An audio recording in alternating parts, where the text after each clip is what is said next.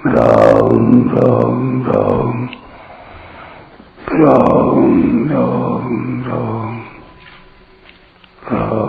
राम राम नारायण नारायण।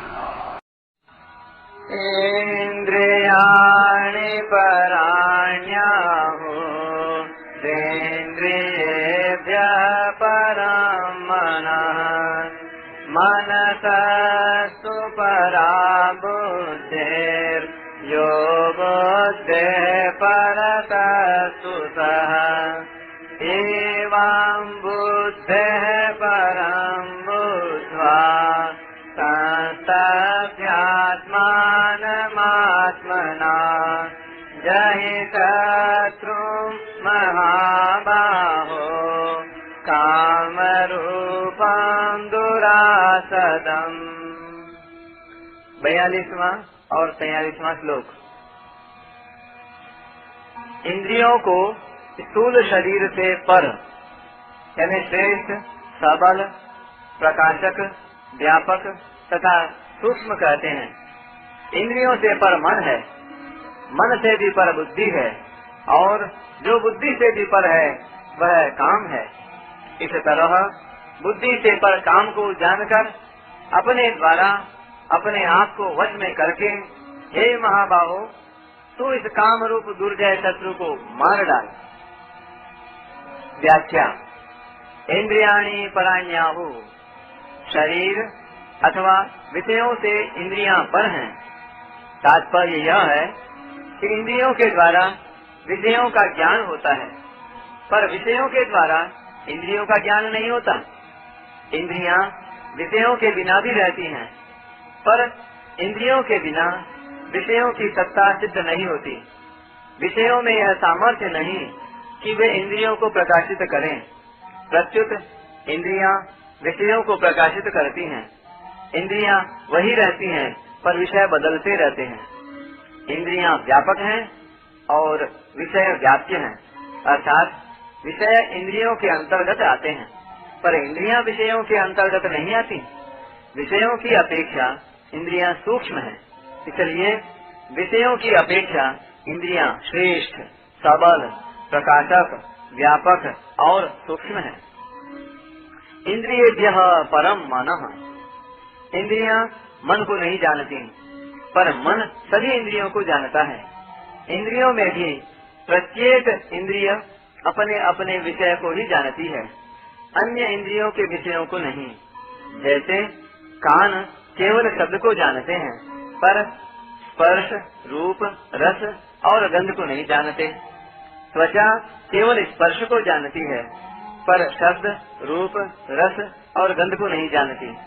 नेत्र केवल रूप को जानते हैं, पर शब्द, स्पर्श, रस और गंध को नहीं जानते। रसना केवल रस को जानती है, पर शब्द, स्पर्श, रूप और गंध को नहीं जानती। और नासिका केवल गंध को जानती है, पर शब्द, स्पर्श, रूप और रस को नहीं जानती। परंतु मन पांचों ज्ञानेंद्रियों को तथा उनके विषयों को जानता है। इसलिए मन इंद्रियों से श्रेष्ठ, सबल, प्रकाशक, व्यापक और सूक्ष्म है।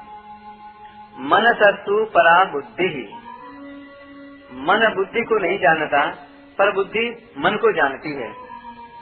मन कैसा है, शांत है या व्याकुल, ठीक है या बेठीक, इत्यादि बातों को बुद्धि जानती है। इंद्रियां ठीक काम करती हैं या नहीं, इसको भी बुद्धि जानती है। तात्पर्य है कि बुद्धि मन को तथा उसके संकल्पों को भी जानती है, और इंद्रियों को तथा उनके विषयों को भी जानती है। इसलिए इंद्रियों से पर जो मन है, उस मन से भी बुद्धि पर है, अर्थात श्रेष्ठ, बलवान, प्रकाशक, व्यापक और सूक्ष्म है। यह बुद्धि परतस्तु सह, बुद्धि का स्वामी अहम है, इसलिए कहता है मेरी बुद्धि। बुद्धि करण है और अहम करता है। करण परतंत्र होता है, पर कर्ता स्वतंत्र होता है। उस अहम में जो जड़ अंश है, उसमें काम रहता है। जड़ अंश से तादात्म्य होने के कारण वह काम स्वरूप में यानी चेतन में रहता प्रतीत होता है। वास्तव में अहम में ही काम रहता है, क्योंकि वही भोगों की इच्छा करता है और सुख दुख का भोक्ता बनता है। भोक्ता, भोग और भोग्य, इन तीनों में सजातीयता है, यानी जातीय एकता है। इनमें सजातीयता न हो तो भोक्ता में भोग्य की कामना या आकर्षण हो ही नहीं सकता। भोक्तापन का जो प्रकाशक है, जिसके प्रकाश में भोक्ता और भोग्य तीनों की सिद्धि होती है, उस परम प्रकाशक में अर्थात शुद्ध चेतन में काम नहीं है। अहम तक सब प्रकृति का अंश है।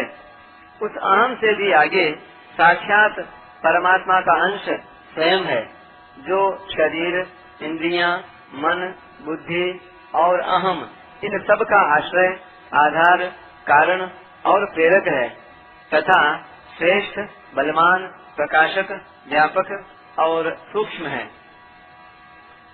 जड़ का अंश ही यानी प्रकृति का अंश ही सुख दुख रूप में परिणत होता है, अर्थात सुख दुख रूप विकृति जड़ में ही होती है। चेतन में विकृति नहीं है। प्रत्युत चेतन विकृति का ज्ञाता है, परंतु जड़ से तादात्म्य होने से सुख दुख का भोक्ता चेतन ही बनता है, अर्थात चेतन ही सुखी दुखी होता है। केवल जड़ में सुखी दुखी होना नहीं बनता। तात्पर्य यह है कि अहम में जो जड़ अंश है, उसके साथ तादात्म्य कर लेने से चेतन भी अपने को मैं भोगता हूँ ऐसा मान लेता है।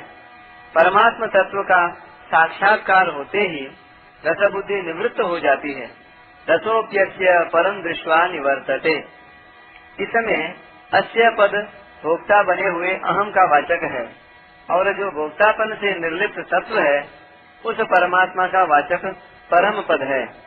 उसके ज्ञान से रस अर्थात काम निवृत्त हो जाता है, कारण कि सुख के लिए ही कामना होती है और स्वरूप सहज सुख राशि है।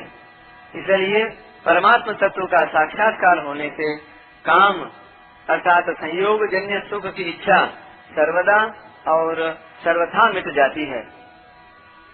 मार्मिक बात, स्थूल शरीर विषय है, इंद्रियां बहिकरण है और मन बुद्धि अंतःकरण है। स्थूल शरीर से इंद्रियां पर है, यानी श्रेष्ठ, सबल, प्रकाशक, व्यापक और सूक्ष्म है, तथा इंद्रियों से बुद्धि पर है। बुद्धि से भी पर अहम है, जो करता है। उस अहम में यानी कर्ता में काम अर्थात लौकिक इच्छा रहती है। अपनी सत्ता यानी होनापन अर्थात अपना स्वरूप चेतन, निर्विकार और सत्चित आनंद रूप है। जब वह जड़ के साथ यानी प्रकृति जन्य शरीर के साथ तादात्म्य कर लेता है, तब अहम उत्पन्न होता है और स्वरूप कर्ता बन जाता है। इस प्रकार कर्ता में एक जड़ अंश होता है और एक चेतन अंश। जड़ अंश की मुख्यता से संसार की तरफ और चेतन अंश की मुख्यता से परमात्मा की तरफ आकर्षण होता है।